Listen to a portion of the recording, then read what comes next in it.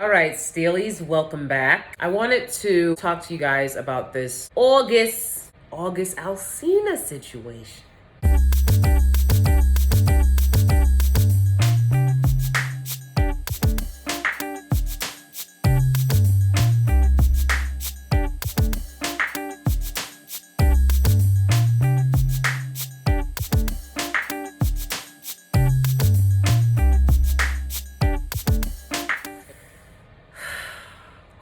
To reiterate, because I don't often talk about these topics, I don't do celebrity gossip on my channel so much as I unpack all of the issues that are, within the sensational moment that's going on and relate it to things that I've experienced myself. So we're on to August Alsina. His album is coming out. So he's in the spotlight because his album is coming out. And whenever an artist's album is coming out, there's always something sensational that follows to remind the fans that this is the artist to listen to and look for and, pump people up for their return and for their album. I knew that eventually something else would resurface about this based on that song that he did, right? When he was like dropping the hints about Jada in his life. So I knew that this would resurface. I was surprised by how it did. And to be fair, I watched the entire interview of August Alsina's interview with Angela Yee. And this is literally like a 5-minute conversation out of over an hour-long interview. So he did not talk about this much. August Alsina has had a very interesting, I'd say kind of eclectic career. He's experienced a lot of trauma. He had a hard family life growing up. He lost people that he loved, but at the same time, he's like friends with the Smiths. Making hits with Nicki Minaj. I am a fan of August Alsina just generally. So a Nicki endorsement is huge. And so when she endorsed him, I was like, oh, wow, he must be a really great guy. And then I would hear about, how he's getting sick and things in his personal life. And that kind of outshadow his music, which as an artist, you never want that to really be the thing, unless you're like a reality TV show or like, influencer or something. But when you're an artist, as an actor, as an entertainer, as a singer, as a rapper, you really don't want your fans to be more interested in your personal life than your product, right? Your music, your work. So I feel like that happened as well.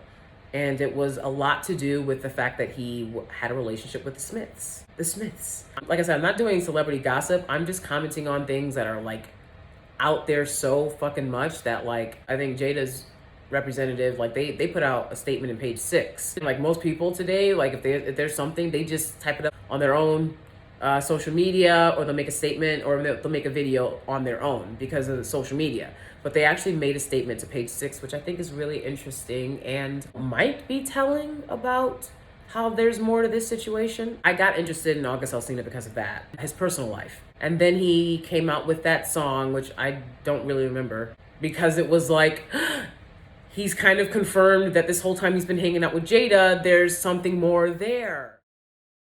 And I was like, and so that was like, wow, what's going on? And then you find out more about his life, how he's taking care of his sister's children after his sister passed away from cancer. And, I lost my mother that way, and it's very difficult. And then he's raising these 3 girls and he's calling them his own now. And he just seems like a phenomenal person, right? He seems like a very interesting, amazing person. So I kind of wasn't surprised that he was hanging out with Smith. Sometimes these like larger artists, they will find someone young and up and coming. They haven't found me yet, unfortunately, but they'll find in the 20s age range, usually, like artists, and like take them under their wings. And we've heard of them doing this with other people. So that's what I assumed was going on there. Then for him to confirm there might be something more, that was interesting, right? So then we get to the interview, and it was a great interview. Like I've watched several August Alsina interviews because I find him so, the strength that he has to endure everything he's gone through and still be a good person is inspiring to me. I watched his show on his YouTube channel, State of Emergency, The Rise of August Alsina, and I'm curious to listen to the album now. Had a romantic relationship with this woman in an open marriage,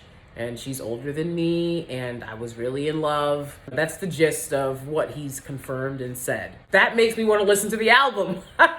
So I'm like, wow, he really wrapped that up there, right? And I think that's just a natural occurrence of things in his life. He is a young man. I believe he's 27 and she's 48 right now. So I don't know how many years they've known each other or for when this stuff was going on. And neither do you. So I know that everyone is really protective of him right now. And with everything he's gone through, that's completely understandable. Because when I heard about it, that's how I felt initially. But I'm like, we gotta not go with the initial and kind of use our heads, because even the P word is being thrown out there, and that's insane. We don't know when this began or end, but we do know that he was an adult when they met. It's a bit histrionic to throw these terms and words around, right?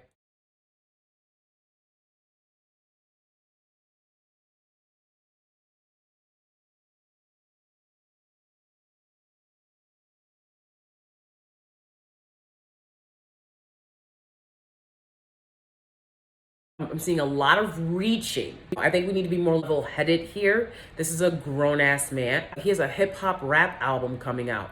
I'm pretty sure he doesn't want to be seen as a victim, especially not of accusations we're seeing thrown out there.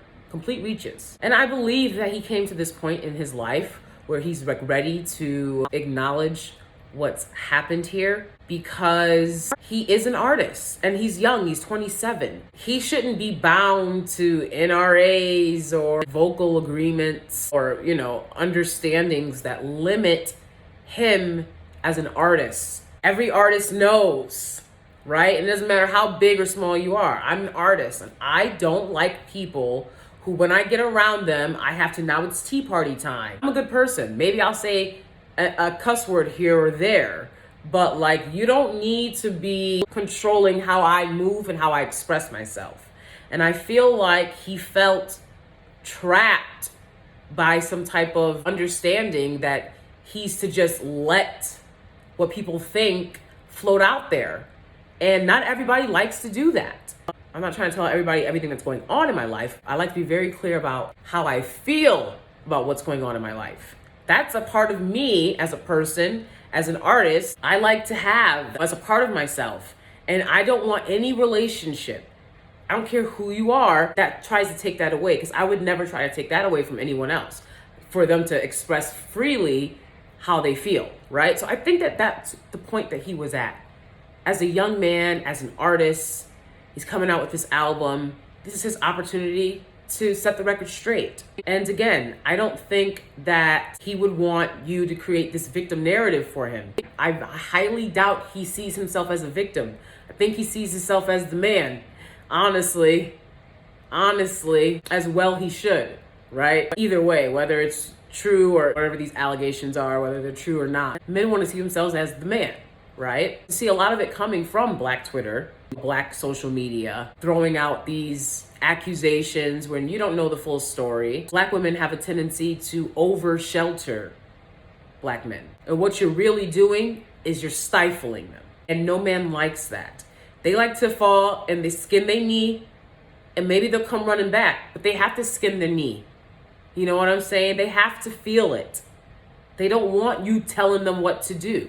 Generally, men don't want that, right? I feel like what we're seeing now is a lot of Black women being very defensive about Black men, as always, and in particular, because the relationship is with this older Black woman, right? This alleged relationship is with this older Black woman who is powerful, is a part of a very powerful dynasty at this point, and in a marriage. I think a lot of the feeling about this is less to do with trying to protect him and more to do with kind of rebuking her, right? That's just my take. I don't think it's our job to rebuke anything here. Certainly we can have our opinions, but people want to talk about, he was in an emotional state and, he suffered a lot of trauma and, she preyed on him. This is the language that people are using, right? Even though he has endured trauma, like I've endured trauma. I've never had anybody be protective of me in any relationship that I've ever been in. Never. No one's ever been like, hey, like, she's been through trauma, be gentle. Like, no one ever does that. Not just for me, but like, like I don't see people doing that for women in general. And it's so funny to see black women going hard for him, but you don't go hard for black women in relationships with older, more powerful people, men, right? You don't go hard for them and say, hey, so and so, like she was traumatized and in an emotional state at the time. No matter their mental, emotional state or capacity, they're going to be dragged and labeled a thought and worse because they engaged in a relationship with a married man, right? And you don't know the state of people's marriages. You can be like, well, they wasn't in an open relationship. How do y'all know? People aren't telling y'all everything. I will say this. It's so funny that people are like, I thought that she was mentoring him, clutching pearls. I'm like, come on. I'm a person that's always dependent on the kindness of strangers. And when you're a person that's had to depend on the kindness of strangers, you find that in fact, strangers aren't particularly kind, right? People don't actually want to do things for people that aren't in their family or that aren't their children without getting something back, without getting something for it, right? And your admiration to them at the beginning of these types of relationships are those little cookies that they need to continue doing what they're doing. But after you move on past adoring and admiring them for helping you out in a tough spot, then, a few years go by and you're friends, right? And friends have disagreements. And friends have standards for each other. Friends don't continue to thank someone for the money they gave them when they were a kid, right? This is something that I personally can relate to, especially as a black woman in a lot of PWI spaces. Older white people would see this and say, oh, let me mentor, right? I want to be a mentor. And then we're friends. And then we're sisters. And then, okay, well, sis, I got to hold you accountable, sis. I got to let you know where you're slacking here, sis. I got to tell you, I wouldn't do you like that, sis. What's up? And then all of a sudden it's, oh, well, you're not grateful for me saving your life. You ain't saved my life. You gave me a couple of bucks here or there that anyone would give to their children. Anyone would do for anyone that they cared about. But now all of a sudden it was charity because they have this savior complex because you've been this pet project this entire time.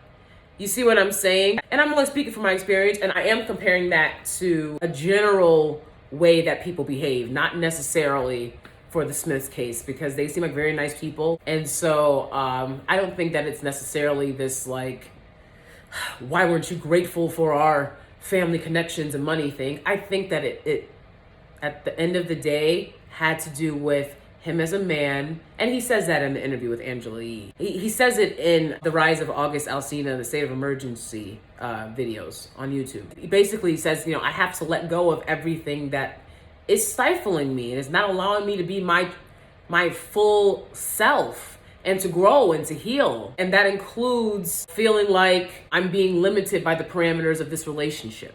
And finally, I would just say in my argument about August Alsina being a grown man, that he shouldn't be babied in this moment, but you should go out and buy his album. He's a guy that, keeps it real, right? He's shown us amazing maturity and perseverance through trauma and personal pain and tragedy, time and time again throughout his career. He's shown us this, and that he has a spirit of perseverance. And nobody that's gone through the things that he's gone through and not only comes out on top, but continues to help others, wants to be seen as a victim when they're just simply saying, there was more there and it affected me. That's how I see it. He kind of dropped hints and then he confirms there was more there. I gave my heart to that. I was in love, and that greatly affected me as a man, as an artist, right? I mean, I can't relate. I don't fall in love with people. I'm just being honest. I'm a Eartha Kitt sexual. Eartha Kitt sexual falls in love with herself time and time and time and time and time and time and time again. So whoever likes me, I see my reflection in them and I just fall more and more in love with myself. So yeah, man, deep, a lot there. And then they came out. I was not surprised because Jada was not going to bring herself to the red table. She was not going to do that.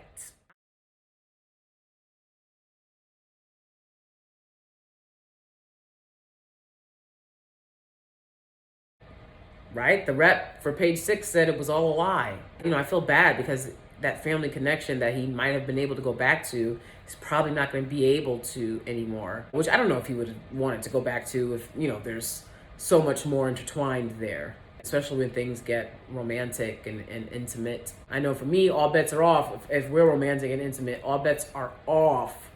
You know, it's Game of Thrones at that point. But if we're friends and acquaintances, you know, doop-a-doop-a-doop, but gloves off, right? When it's romance and intimacy. So it can be hard. But anyways, I wish him well. I wish his family well. I like August. I like Jada and Will. You know, I like the Smiths. I think they're a great family. We love Red Table Talk. But this is very interesting because this has kind of broken a sort of facade that, you know, people like to entertain, which is that people can be perfect, essentially. I know myself, me speaking on people, places, or things has nothing to do with them and everything to do with me being true to my authentic self and who I am and what's going on with me. Because I like to share what's going on with me and be truthful about that in that moment. I don't like people treating me one way and then expecting me to tell a story about them that's different, because I have to be honest about why I can't get up and make videos because somebody's stressing me out, or because I don't have a strong support system. I'm having a hard day and it's another day in my life where I've got to get through it by myself because you're too much. But you take from too much. You love taking from too much. But when too much asks for something in return, it's you're too much, right? Remember, you're too much. I'm gonna get going. Thank you for watching, and I'll see you guys next time.